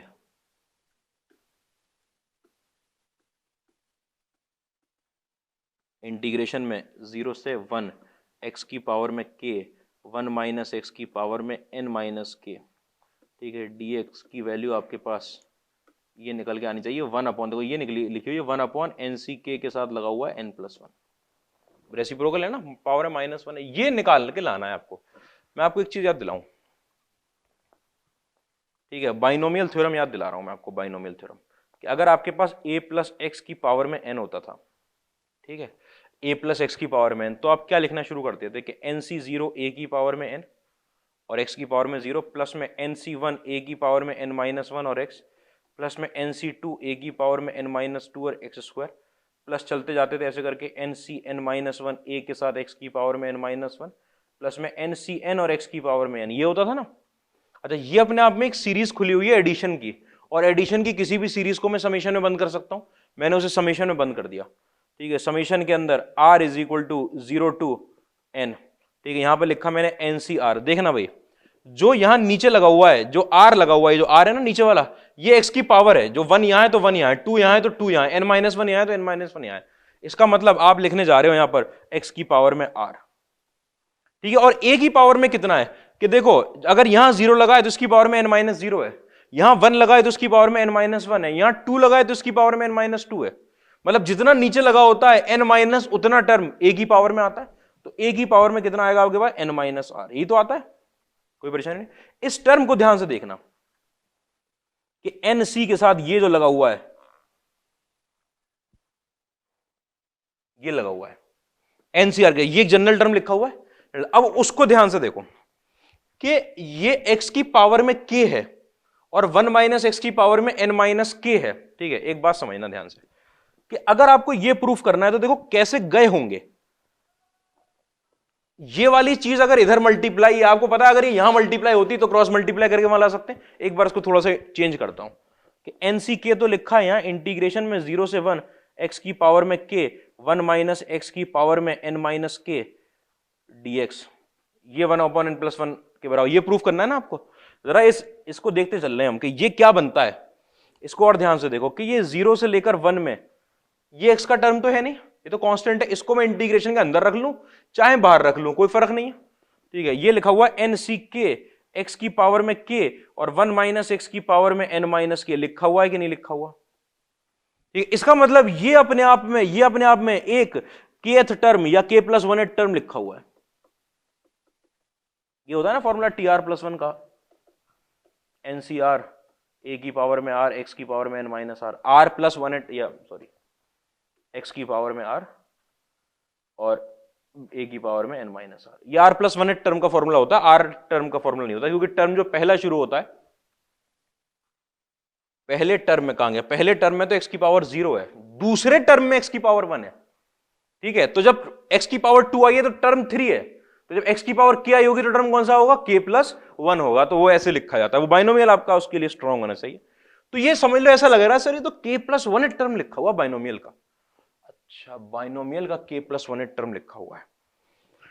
एक बार बाइनोमियल, अब बाइनोमियल कहां से खुलेगा, बाइनोमियल के लिए पावर n होनी चाहिए, और पावर n आपको पता है कि इन्होंने ये क्वेश्चन, 2 क्वेश्चन नहीं दिए हैं, इन्होंने कहा ये निकालो और हेंस, जब ये निकाल लो तो हेंस शो दैट, क्योंकि ये खोलेगा बाइनोमियल आपका, ये खोलेगा बाइनोमियल। इस बाइनोमियल को ध्यान से देखना, आपके पास इंटीग्रेशन लिखा था, इस इंटीग्रेशन की बात कर रहा हूं भाई, 0 से लेकर 1 में tx प्लस 1 - x की पावर में n dx, ये तो लिखा था। ठीक है, इसमें मैं इसकी तो बात ही नहीं कर रहा, मैं तो इंटीग्रेंट की बात कर रहा हूं, ध्यान देते रहो, लिखना नहीं है, भी लिखवा दूंगा इसकी बात, इसको ध्यान पे ध्यान दो। अगर मैं एक टर्म इसको मान लूं, तो इसके अंदर t की पावर के x की पावर क्या आएगा, और एक टर्म इसको मान लूं तो एक 1 माइनस एक्स का भी टर्म आएगा, और आपके पास x का भी टर्म चाहिए आपको और 1 माइनस एक्स का भी टर्म चाहिए। मैंने इसको ओपन कर दिया। बाइनोमियल थ्योरम से tx प्लस में 1 माइनस एक्स इस पूरे की पावर में अगर आपके पास पड़ा हुआ है n, ठीक है, तो आप उसे क्या लिखोगे, समेशन के अंदर ध्यान से k की वैल्यू 0 से लेकर n तक, ठीक है, tx की पावर में k और 1 माइनस एक्स की पावर में n माइनस के, भाई बाइनोमियल आना चाहिए। अभी सीरीज खोलनी पड़ेगी इसकी और इसकी पूरी, पे उसको समेशन बंद करना पड़ेगा। आप समझ लो कि ये लिखा है आपके पास, ये लिखा है आपके पास x और ये लिखा है a, अभी भी तो बनाया टर्म, ठीक है, तो ये x की पावर में क्या आया और a की पावर में n माइनस क्या आया, ये बनकर आता है। अच्छा, आपके पास टर्म क्या है, इसको आपको पता है कि आपको इंटीग्रेशन चाहिए। क्वेश्चन क्या चाहिए आपको, इसका इंटीग्रेशन चाहिए, इसका इंटीग्रेशन 0 से 1 में। अगर आपको इसका इंटीग्रेशन चाहिए तो आपको दिख रहा है ये x की पावर के 1 माइनस एक्स की पावर में n माइनस के पड़ा है, दोनों तरफ इंटीग्रेट कर रहा हूं।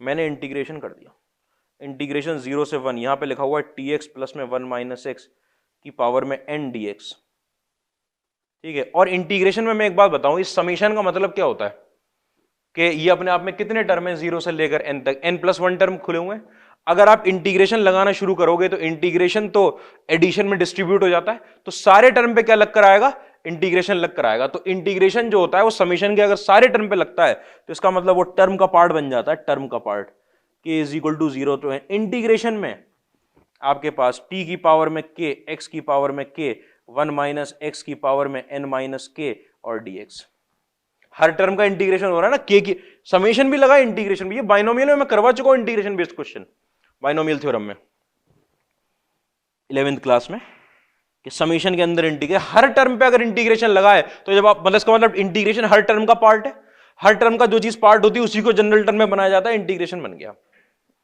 अब ध्यान से देखते जाओ जरा, इधर बताओ, इधर वेरिएबल कौन है इंटीग्रेशन का, इंटीग्रेशन का वेरिएबल कौन सा होता है, ये होता है x। क्या ये x का टर्म है क्या, ये तो इंटीग्रेशन के बाहर आ जाएगा। अच्छा, समीशन का वेरिएबल क्या है, k है, इसके अंदर k है, लेकिन ये समीशन के बाहर नहीं आ सकता, इंटीग्रेशन के बाहर आ सकता है, समीशन के बाहर नहीं आ सकता। समीशन में आपके पास k is equal to 0 to n, यहां t की पावर में k लगा हुआ है, इंटीग्रेशन के अंदर आपके पास x की पावर में k, 1 माइनस एक्स की पावर में n माइनस k dx, ठीक है। कहां से कहां तक का, 0 से 1 का था ना इंटीग्रेशन, ठीक। और ध्यान से देखो, इसका इंटीग्रेशन आप अभी भी निकाल चुके हो, इसका इंटीग्रेशन कितना निकाला, इसी का तो निकाला था शुरुआत में, कितना आया था, t की पावर में -1 upon n plus 1 t minus 1, ठीक है, n प्लस 1 t माइनस 1। अच्छा, देखना भाई, दोनों को लिख रहा हूं, एक बार अलग बात करने जा रहा हूं, इसलिए डिब्बा बना रहा हूं। आप इमेजिन करो जीपी, सर आपको कैसे दिख रही है जीपी, क्योंकि मुझे जीपी का सम दिख रहा है, टी की पावर में n plus 1 minus 1 upon T minus 1। मैंने जीपी लिखी 1 plus T plus T square से लेकर टी की पावर में n, कितने टर्म है, टर्म कितने हैं, n टर्म नहीं है। अगर एक पावर से लेकर n पावर तक गिनता तो n टर्म होते, एक और टर्म आ रहा ही है, कितने टर्म है टोटल, n प्लस 1। ये अपने आप में जीपी बनी हुई, जीपी के सम का फॉर्मूला टी की पावर में, देखो जी की सम का फॉर्मूला था फर्स्ट टर्म, आर की पावर में कॉमन रेशियो की पावर में नंबर ऑफ टर्म्स मतलब n plus 1 minus 1 upon common ratio r minus 1, r कितना है इसका, टी है।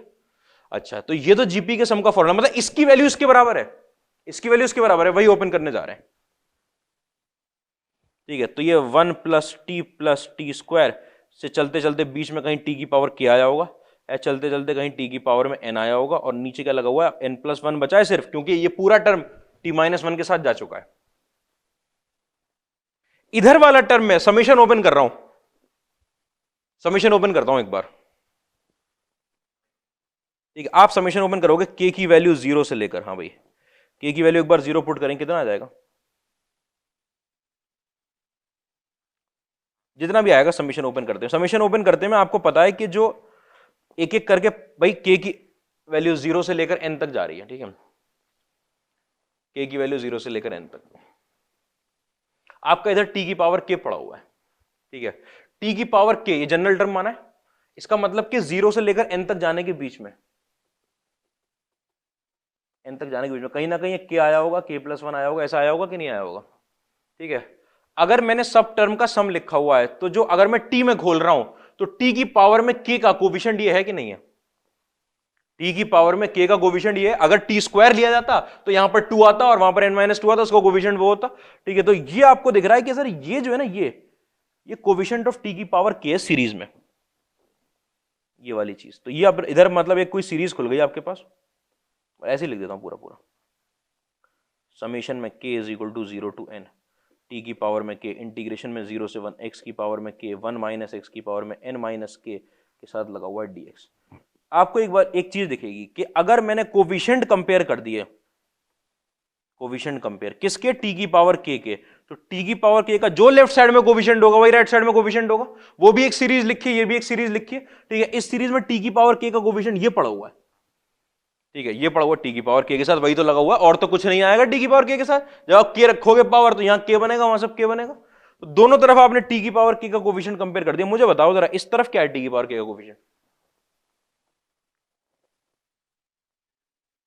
इसका 1t स्क्वायर से t की पावर k का कोफिशिएंट क्या है, 1/n+1 के, मतलब कि सब में n+1 बढ़ जाएगा नीचे नीचे, 1/n+1। तो कोफिशिएंट जब आपने कंपेयर किए तो इधर से आया 1/n+1। ठीक है, उधर जब आपने कोफिशिएंट कंपेयर किया तो देखो क्या आया निकल के, 0 से 1 में x की पावर में k 1 माइनस एक्स की पावर, मैंने गलत लिखा है ये क्योंकि हमारा फॉर्मूला नहीं आया। क्या मैंने गड़बड़ करी, क्या है गड़बड़ करी है, एक बार देखने दो। अच्छा अच्छा अच्छा अच्छा, बाइनोमियल का फॉर्मूला देखो एक बार, उसमें ये भी लगा होता है एनसीआर, जो हम लिखना भूल गए। ठीक है, यहाँ पर एन सी के भी तो आएगा ना साथ साथ, एक N C k T x की पावर में के और 1 माइनस एक्स की पावर में के। ठीक है, तो यहां पर आपका एन सी के कॉन्स्टेंट टर्म है, इसमें एक्स तो है नहीं इंटीग्रेशन के बाहर। ठीक है, यहां पर भी आपका एन सी के, तो यहां पर भी आपके पास, यहां पर भी क्या चल रहा होगा, एन सी के। जब यहां एन सी के चल रहा होगा तो टी की पावर के का पूरा कोफिशिएंट, ये वाला टर्म और एन सी के दोनों, तो एन सी के भी आया होगा इधर एक। ठीक है, यहां पर एनसीके भी आया होगा। ये एनसीके को मैं क्या करूंगा, नीचे डिवाइड लगा दूंगा। ठीक है, तो आपका इंटीग्रेशन 0 से 1 एक्स की पावर में के 1 माइनस एक्स की पावर में n माइनस के साथ जो dx लगा हुआ है वो 1 आपके पास एनसीके इंटू n+1। यही प्रूफ करना था। ठीक है, मेहनत बहुत है, बहुत में बाइनोमियल का जब कॉन्सेप्ट लग गया अगर, तो मेहनत बहुत है। बेसिक का क्वेश्चन है लेकिन बाइनोमियल के कॉन्सेप्ट से, बेसिक इंटीग्रेशन, ये बेसिक इंटीग्रेशन में भी इतना मुश्किल क्वेश्चन आ सकता है। आओ लिखना शुरू करो, फिर जहां समझ में ना आए वहां पूछना। यहां लिख लिया पहले, लिखा है तो बता दो पीछे भैया, हो गया ना ये। अगला यहां से लिखना है ना आराम से।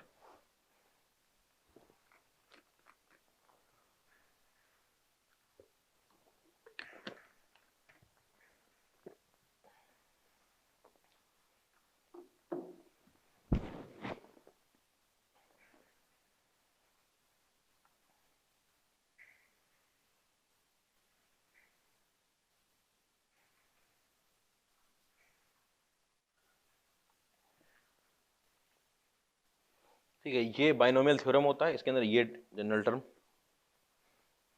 ठीक है, मैं उसको चेंज करके दिखा रहा था आपको कि ये जरूर ऐसा आया होगा, तो ये बाइनोमियल सा खुला दिख रहा है मुझे, तो कहीं ना कहीं बाइनोमियल खुला होगा। हो गया पेज, हो जाए तो बताते रहना, आगे बढ़ाना है।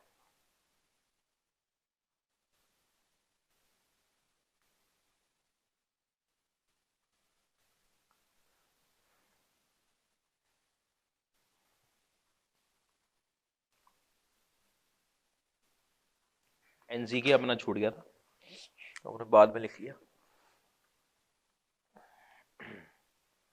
वो r+1 टर्म का फॉर्मूला होता है, वो बाइनोमियल में, सब बाइनोमियल थ्योरम की बातें हैं। बाइनोमियल लग के इंटीग्रेशन में, अच्छा इंटीग्रेशन के बेसिक का क्वेश्चन एकदम, और बेसिक में इतना लेंथी क्वेश्चन इसलिए नहीं हुआ कि इंटीग्रेशन मुश्किल है उसके अंदर, इसलिए कि बाइनोमियल लग रहा है और कोफिशिएंट कंपेयर हो रहे हैं।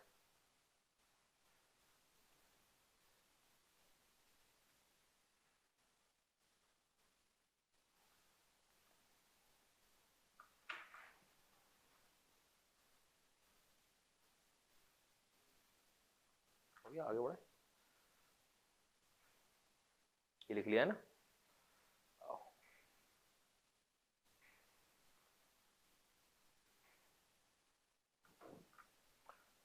ये फंक्शन ये लिया, इसको ये अपने आप में a प्लस एक्स के बाइनोमियल से ओपन कर दिया, a प्लस एक्स के बाइनोमियल से, ठीक है।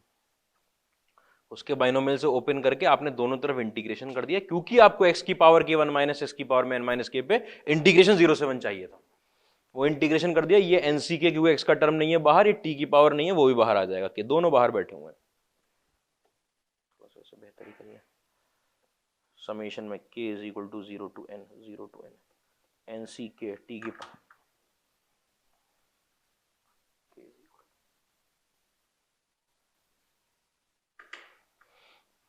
ठीक है। फिर मुझे उधर सीरीज दिख रही थी लेकिन इधर सीरीज नहीं दिख रही थी, मैंने कहा इधर भी सीरीज देखते हैं एक बार। इधर सीरीज में मुझे ये दिख रहा है जीपी का सम।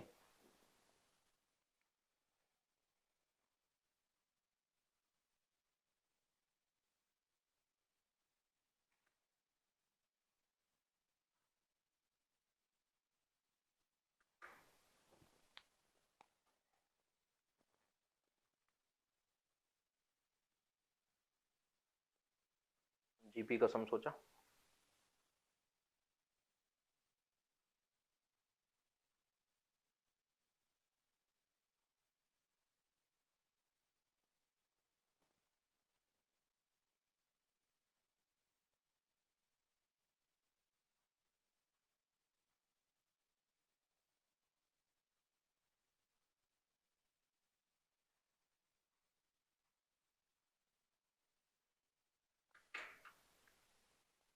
कोफिशिएंट ऑफ टी की पावर के, इधर है 1/n+1 और इधर है एन सी के, और ये इंटीग्रेशन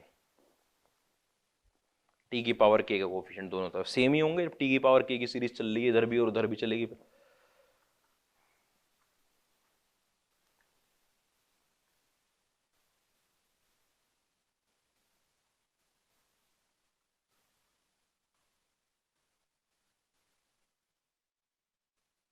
अच्छा, टी स्क्वायर का कोफिशिएंट कंपेयर करना होता, यहाँ 1/n+ क्या आता, और यहां पर लेकिन 2 हो जाते। लिख लिया, कोफिशिएंट कंपेयर हो गए, आंसर आ गया आपका, हेंस प्रूव्ड।